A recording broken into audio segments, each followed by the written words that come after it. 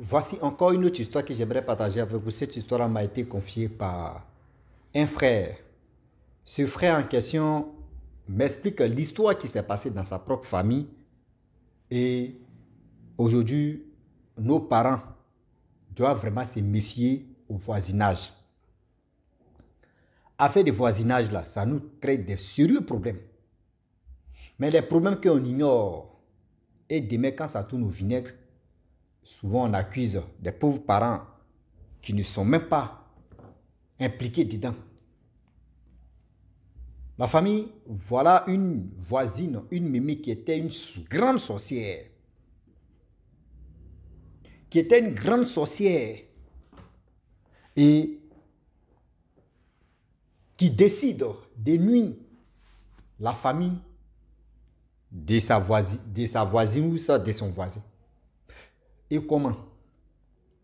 Quand une personne tombe malade là-bas, elle vient, ouh, j'aurais appris que oui, votre enfant est tombé malade. J'aurais appris que oui, voyez ceci, voyez cela. Et vraiment, quand elle vient voir quelqu'un qui est malade là, même si on dit non que oui, ça allait chez toi, mais une fois qu'elle vient te voir, mon fils ça va, mon petit-fils ça va, ou ma petite-fille ça va. Quand elle se retourne comme cela là, il dit, chute n'est pas chute. C'est-à-dire, toi-même tu es assis comme ça et puis tu dis, je suis né où?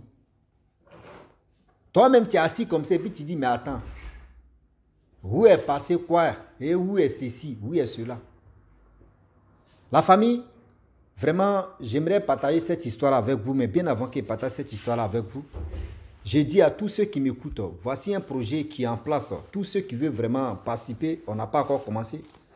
Venez, vous allez participer pour que on ne sait jamais dans la vie où, comme les doulas de chez nous disent, Douaou peut quitter, ou la chance peut quitter aussi. Voici nos grands-pères qui étaient le Ménéclé. Ménéclé, son âge, il avait combien? 80 et quelques. Et l'émission de John Jay l'a révélé aux yeux de tout le monde. Et hélas, il est décédé. Donc, on ne sait jamais dans la vie où on peut essayer et puis ça peut réussir pour nous. Donc, ceux qui veulent vraiment rentrer dans ce groupe de, je peux dire, de tournage de films, actrices ou acteurs, contactez-moi pour qu'on puisse vous ajouter et on va rester à l'écoute. Et puis, un jour, ça va commencer. Bim! Bon, la famille, voilà l'histoire qui commence.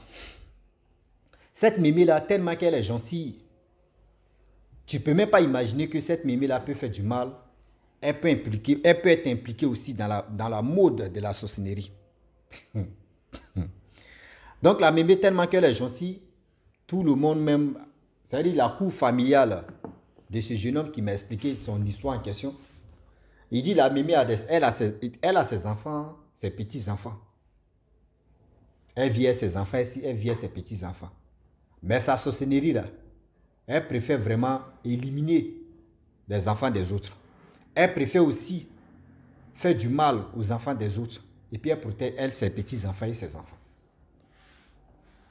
Voilà, à la naissance de son petit frère tombait toujours malade. Maladie si maladie, maladie si maladie. Les parents aussi dépensaient et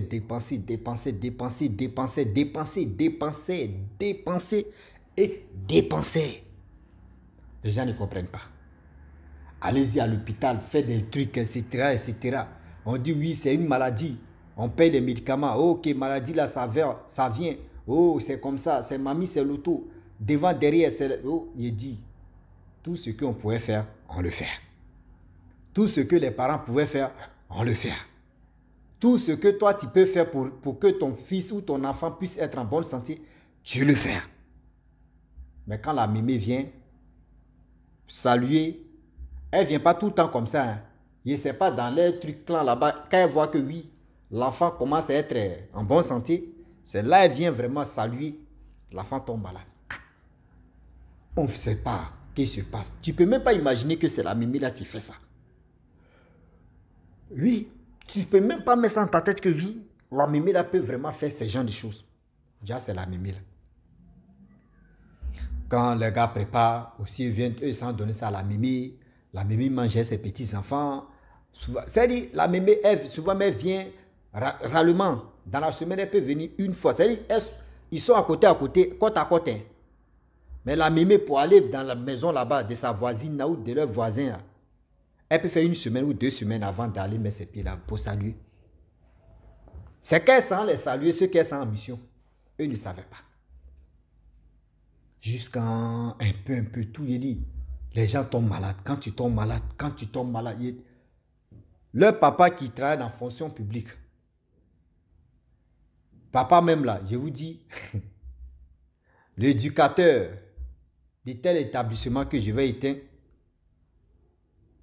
l'établissement en question, on dit le directeur là, son argent même là, vraiment il gagne bon salaire. Mais son salaire, tout ses économies, c'est maladie de ses enfants. Quand l'autre guérit, c'est l'autre qui tombe malade. Quand l'autre retrouve sa santé, c'est l'autre qui tombe malade. Les enfants, ils étaient plus de 5 enfants. Si l'autre, sa maladie finit, 2 ou 3 jours, il y a l'autre qui tombe malade. Après l'autre finit, c'est l'autre qui prend. Après l'autre, juste quand le père était là, il dit, mais si il savait qu'il n'allait pas faire enfant. Mais attendez, mes économies là, je ne comprends pas. Tout se passait bien, tout d'un coup, rien. Voilà le père en question. Il s'est dit à ses amis, lui, il ne comprend pas sa vie. Lui, il ne sait pas si c'est sa vie qui tourne en rond ou soit c'est lui-même qui tourne en rond parce qu'il se pose la question et il ne trouve pas vraiment résultat de ces questions. Parce que lui-même, il met ça dans sa tête que, mais attends, je suis où au juste? Ses amis disent non, mais quand c'est comme ça, soit tes enfants sont maladifs. Il dit non, si c'est nouveau-né là, il peut dire nouveau-né maladif. Mais les autres là, ils ne sont pas maladifs. Tout d'un coup, c'est maladie seulement, tu es dans ma maison. Souvent, ma femme tombe malade. Mais moi, il tombe pas malade. Lui, il ne tombe pas malade. Mais c'est les autres qui tombent malades et puis il fait des dépenses seulement. À chaque fois, quand il a parlé ça une seule fois, les amis lui ont donné conseil, ça doit être bon. Souvent aussi, ça arrive. À un moment, tes enfants ne tombent pas malades comme ça. Donc, quand la période de maladie tombe dans ta famille, ça peut arriver. Il dit, ok, il a laissé. Mais il était dedans pendant 1 mois, 2 mois. Il vient encore dire à ses amis que, pour vous là, c'est plus... Ou soit c'est l'arbre de maladie qui est venu s'installer dans ma famille, ou je ne comprends plus rien. Si je vous dis non, que moi, je suis bien payé que vous, mais je n'ai plus d'économie, mais en réalité, je n'ai plus d'économie. C'est-à-dire que je suivi seulement, je vis. C'est-à-dire ce que je gagne par mois là, j'enlève pour pote. Le reste là, c'est maladie. Je ne comprends plus rien.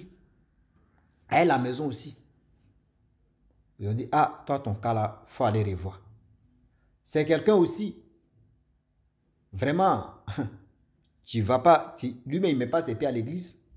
Même pas pour dire, il va aller remuer les mamites. Parmi ses amis, il y a un qui a dit, bon, si c'est comme ça, vraiment, je vais t'accompagner à quelque part. Chez mon papa au Kéchi, tu vas vraiment revoir qu'est-ce qui se passe. Il dit, ok, il n'y a pas de problème. Donc, ils se sont donné jour. Lorsqu'ils se donnent les jours, le jour J, le gars dit non, il a eu un empêchement, il a eu un petit truc à faire, il n'est pas allé. Ils ont annulé le rendez-vous. Déjà, tout ce qui s'est passé là, c'était la mémé qui faisait tout son possible. Il ne faudrait pas que le père en question puisse aller vraiment consulter pour voir qui elle est réellement. Plus de 8 rendez-vous, c'est-à-dire le père est son ami. 8 rendez-vous, le gars, son ami dit, mais attends, tu as quel problème? À chaque fois, si on veut partir, ça fait 8 fois. On veut partir, tu dis non, que tu as quelque chose à faire. Il dit, lui, mais il ne comprend pas. Que quand on fait rendez-vous, on veut partir là, il y a quelque chose, tu m'arrives, donc je ne comprends pas. Et voilà comment, 9e fois, ils se sont donné rendez-vous pour aller chez le papa au Kéchi. Avant d'aller, lui, il a appelé, il dit, Joe, vraiment, je suis vraiment désolé. Moi-même, si il te dit non que j'ai l'argent là, c'est fou. Sinon, aujourd'hui, là, je suis libre. Mais c'est l'argent qui me manque. Son ami a dit, si c'est l'argent, ce n'est rien. Viens chez moi, moi-même, je vais payer ton transport, on va partir. Il y a des amis, et puis il y a des amis. Donc, voilà comment il est allé chez son ami, arrivé là-bas, son ami dit, allons-y, moi-même, je vais payer ton transport. Ils sont allés. Arrivé là-bas chez papa Okechi a dit, mon fils. On dit, quand tu vois le papa là, il est vieux comme ça. Vieux, vrai, vieux même comme ça. Il a dit, mon fils, vraiment tu souffres. Tout ce qui t'arrive là, à ce moment-là, c'est-à-dire dans ton couple, dans ton foyer là, c'est une vieille qui est à la base de ça. Donc quand ils ont dit, il y a une personne et il y a une vieille qui est à la base de ça, lui, il a mis sa tête dans sa famille en même temps. Il dit, Non, mes tantes, vraiment, c'est mes tantes. Parmi mes tantes, là, il y a une personne qui est en train de me nuire. Je dis, ok, ils ont fait la consultation. Quand ils ont fait la consultation, Papa Okechi a dit non, que le problème vient des voisinages. Il dit, comment ça? Il dit, ça ne vient pas des familles. Il dit, non. Ça vient de quel voisinage? Il dit, réfléchis beaucoup. Voisinage, il y a une personne que vous lui donnez la confiance. Vous faites confiance à cette personne. Et c'est cette personne même qui est à la base de tout ce qui vous arrive. Je dis, mais attends. Qui est telle personne ou juste qui est à la base de tout ce qui nous arrive? Je ne comprends pas. Non, je ne comprends pas. C'est là maintenant que le papa Okechi dit non, que reste tranquille. Il y a une vieille qui est à côté de toi là. Il dit une vieille. Il dit bon d'accord. Si tu veux vraiment comprendre, la vieille qui fait pitié, et elle a les petits-enfants, elle a les enfants là. Elle vient ses enfants et ses petits-enfants là. C'est elle qui est à la base de tes malheurs qui t'arrivent. Elle dit non, attends. La vieille là, elle fait pitié. La vieille là, je la prends comme ma mère. La vieille là, je la prends comme ma mère à l'âge de ma mère. Une mémé qui a plus de 85 ans. Moi, j'ai combien? Moi, j'ai 50 ans. Je suis presque arrivé à la retraite. Non, la mémé là ne peut pas faire ça. On dit si. Si tu ne crois pas, voyez les ingrédients que tu vas prendre et tu vas faire ceci. Et quand tu vas arriver chez toi là-bas, il faut faire ceci, il faut faire ceci. Voyez, le père aussi, il dit, bon d'accord, par curiosité, parce qu'il ne veut pas vraiment décourager son ami qu'il a envoyé là-bas. Ils sont allés. Ce que le marabout lui a dit là, il a fait la même chose, correct. Et voilà comment, arrivé là-bas, il a fait. Voilà la mémé, dans son rêve, la mémé vient. La mémé dit non, que tu es allé chercher quoi? Dans son rêve, dans le rêve du monsieur en question. Que tu es allé chercher quoi? Où tu es allé là-bas là? Pourquoi tu es allé? Donc tu ne veux plus que je vienne chez toi. Il dit non, mais chez moi tu viens, tu es déjà chez moi. Il dit non. Ce que tu as mis, tu es allé chercher là et tu as envoyé chez toi là. Moi, je ne peux plus aller chez toi là-bas. Que chez toi là-bas, là, ce que tu as amené là, moi, ça ne m'arrange pas de venir. Le père se réveille. Lorsqu'il se lève, avant d'aller au travail, il voit la mémé devant la porte. Il salue la mémé ne répond pas. Il part au travail, soit il dit bon, ça doit être un rêve bizarre. Bon. Souvent, quand tu mets des choses dans ta tête, ça peut arriver par sommeil. Donc, tout ça là, il a ignoré. Le soir, il vient, il salue la mémé ne répond pas. Il dort encore. Là, il n'a pas dit à sa femme, il dort. Dans son rêve, voyez la mémé, tu viens. La mémé dit, mais il y a quoi? Si tu viens, si tu salues quelqu'un, la personne ne te répond pas. Est-ce que tu es obligé de toujours continuer à saluer la personne? Il dit, non, mais tout le temps, je te salue, on se salue. Donc, du coup, si je te salue, est-ce que ça pose un problème? La mémé dit, oui, ça pose un problème. Il te dit, ce que tu es allé chercher là-bas, là, moi, ça ne me plaît pas. Donc, pour cela, là, toi et moi, c'est une guerre qui a déclenché comme ça. C'est là maintenant, lui, il dit à la mémé que donc, ce que je suis allé chercher là, c'est ça qui te gêne. Elle dit oui. Donc, ça veut dire quoi? C'est toi qui es à la base des malheurs qui m'arrivent dans mon foyer. Et elle dit oui, c'est moi. Que quand il vous voit, je vois votre petite famille, vous êtes heureux et heureuse. Moi, ça me fait mal. J'ai perdu mon mari. Je suis là avec mes petits-enfants. Avec mes enfants, moi, ça me fait mal. Ah, c'est là, dans son rêve, le papa dit à nous que quand tu as besoin de quelque chose, nous, on te donne. Est-ce qu'on t'a une fois refusé? Non, c'est pas ça. Seulement quand je te vois avec ta femme et tes enfants, vous riez, vous êtes heureux, heureuse. Moi, ça me met mal à l'aise. Attends. Il faut être quelqu'un de démon. Il faut être quelqu'un de méchant et méchante avant de réagir à ces genre de choses. Je ne comprends pas une chose, que comme un être humain peut être cruel, vrai cruel comme ça. Oui, comment une personne peut être cruelle, méchant comme ça?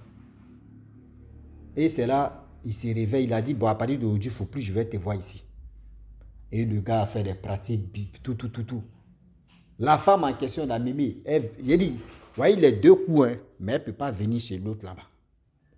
Voilà sa femme, tu ne savais pas, sa femme, ça a dit, ah mémé, ça fait combien? J'avais 2 semaines, on ne te voit plus. Pourquoi tu ne viens plus chez moi? Elle dit, non, je ne veux plus. que c'est bon, votre amitié là, je ne veux plus d'amitié avec vous. Elle dit, mais il y a quoi? Non, je ne veux plus. C'est là, quand son mari vient, elle explique, ah, la mémé elle est fâchée contre nous, on ne sait même pas. C'est là maintenant, le père explique ça à sa femme et ses enfants pour dire, non, voici ce que j'ai fait. La mémé là, déjà, c'était à la base. Depuis ce jour-là, les enfants aussi ne tombent pas malades. Et ils sont toujours en bonne santé. Ils sont là, tranquilles, tout se passe bien. C'est pour dire à tous ceux qui m'écoutent que souvent là, voisinage qu'on est là. Non, ce sont mes voisins, ce sont mes voisines, on est ceci, on est cela. Tous ceux qui sont à côté de vous là, il y a d'autres mecs qui ne vous aiment pas. Mais qui font semblant de dire qu'ils sont de cœur avec vous. Mais en réalité là, c'est fou. En réalité là, c'est fou. Donc la famille, franchement, j'ai voulu m'arrêter là. Si tu es nouveau, tu es nouvelle sur ma vidéo, il faut t'abonner sur ma chaîne YouTube, ma page Facebook. N'oubliez pas de partager mes vidéos et aussi liker. Je vous dis à très bientôt. Ciao. Bisous. Voilà ça.